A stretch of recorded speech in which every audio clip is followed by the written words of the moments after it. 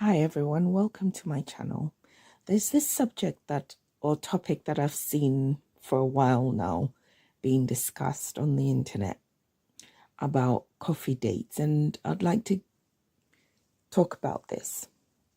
I've seen this debate go on for a few years now, and I would like to talk about it. I believe in today's world, there are two types of dating.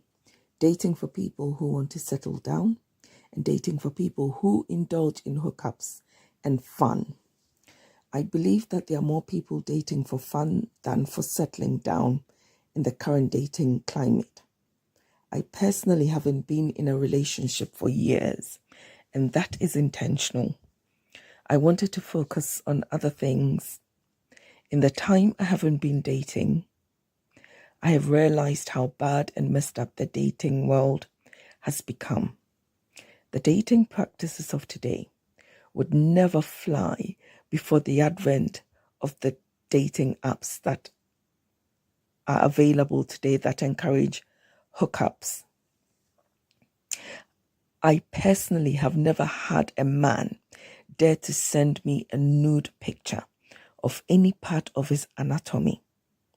Now, this could be either because I haven't dated in years, or it could be because I carried myself in a manner that prevented, or in a way that prevented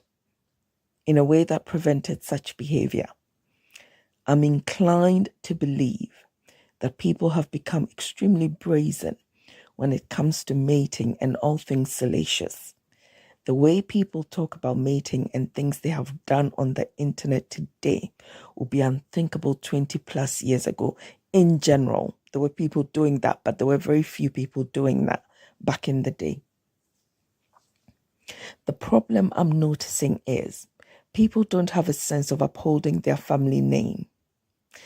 It's as if people no longer care about protecting the privacy of their families. Before this behavior became rampant, people were actually mindful of what they were doing.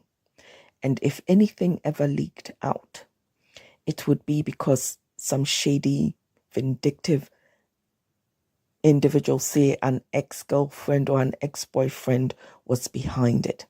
For example, Paris Hilton's explicit mating tape. A woman or a lady going into the world and telling the world that whatever she's been up to, whatever she gets up to, whatever she got up to, would be unthinkable. And that behavior was only reserved for certain types of women who had made up their minds they didn't care much to uphold any type of decorum or protection of their parent or family's integrity. Coming from a good home was a thing. Being raised properly was a thing. It wasn't and it's not about being fake. It's about knowing what to share and what not to share.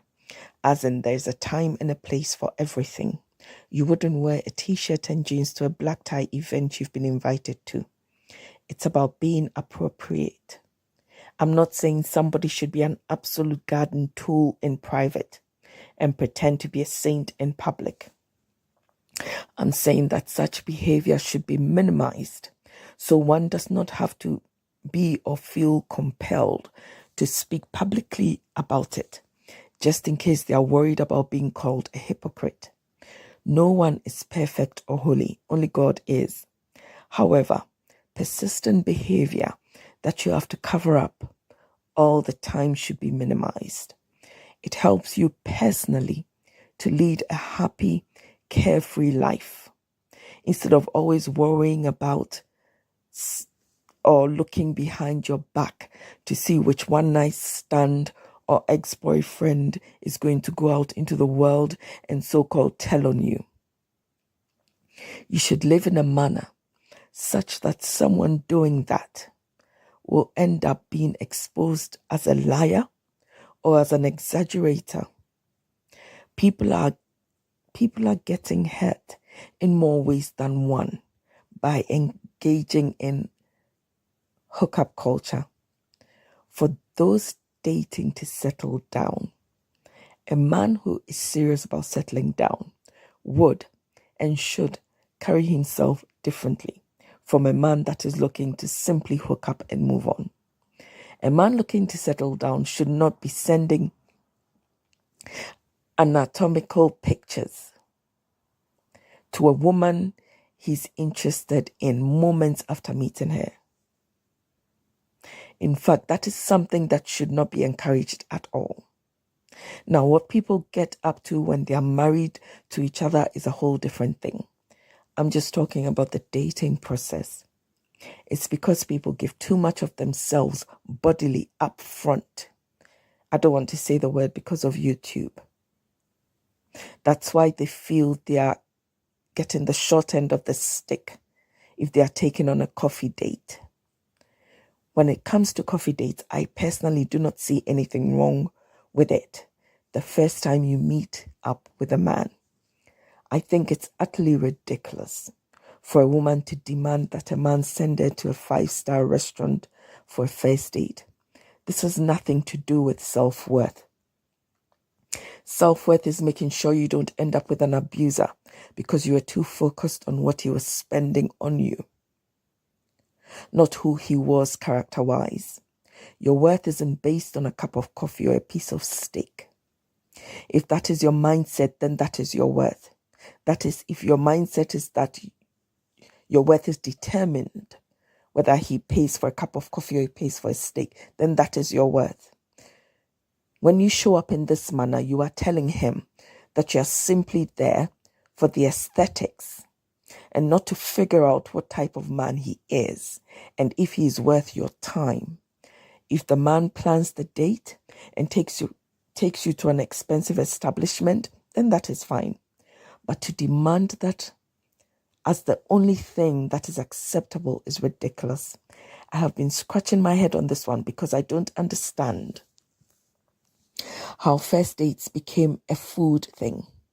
First dates can be any wholesome experience, including things that do not have to involve food. I think some people are really missing the point. The point for serious daters is to figure out whether, one, you're attracted to what the person is about after the initial attraction of how they looked, and two, if you like this person enough. If you like this person enough to continue seeing them. It should never be about food. Whether the date is experienced with a cup of coffee or steak worth hundreds covered in gold leaf, that's not the point. Is he a good person or not? If he is, are you attracted to him enough to want to see him again to progress the relationship? If during the date he insults you or berates you, regardless of whether he spent money for a cup of coffee or a piece of high-end steak, you should get up and leave. That is why I believe you should go somewhere with a very casual setting, a cup of coffee on a park bench, a picnic in the park, somewhere open and casual. That way, if he's a monster and you must leave, you do so without attracting a lot of attention, and there is no fuss made. There are wealthy men who can afford to take a woman on 5 expensive dates, spending hundreds to thousands on each date, with the preset intention of dumping her after 5 dates and moving on to the next person. It's not about how much is spent on the date.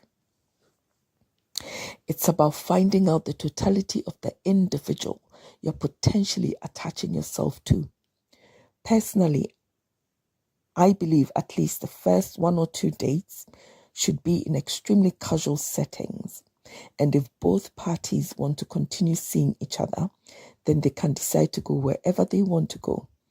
I think it's incredibly opportunistic to demand something from a man, just as I think it is opportunistic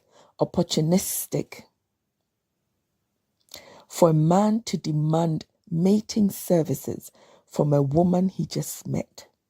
As a rule, let him offer, and if what he's offering doesn't suit you, you're more than free to decline. The current dating climate is saturated with an all-you-can-get attitude from both sexes. The men are looking for all they can get in the bedroom, and the women are looking for all they can milk out of the men. This has nothing this has led to the current dissatisfaction that a lot of people are expressing on the internet. If people stop doing comparisons on the internet and actually got to know the people they were meeting by character, they would get somewhere. Obviously, it goes without saying that attraction comes first. In conclusion, I believe that coffee dates should not be a problem. If going on an expensive first date was a guarantee for a marriage, many more women would be married rather than single. Thanks for listening.